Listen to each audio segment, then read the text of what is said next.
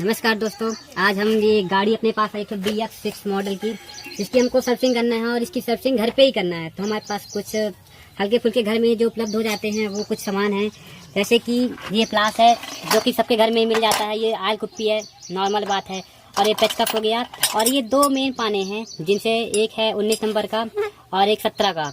इससे 17 नंबर पाने से हम आयल टैंक और पिछला पहिया खोलेंगे। और इससे एक पिछले पहिया की एक और नेट रहता है, साइड वाला नेट, जो थोड़ा दिखाई उधर साइड से आप। ये जो दिख रहा है ये वाला नेट इससे 19 नंबर खोलेगा। अब वापिस आइए। इसके बाद एक और लगता है ये 23 का। अपने पास रिंग पाना ना हो लेकिन पट्टी पाने से अपना ये जो यहाँ लगता है 23 नंबर का पाना, ये बोल्ट खुल जाएगा। इसके बाद यहाँ से चैन टाइट हो जाती है।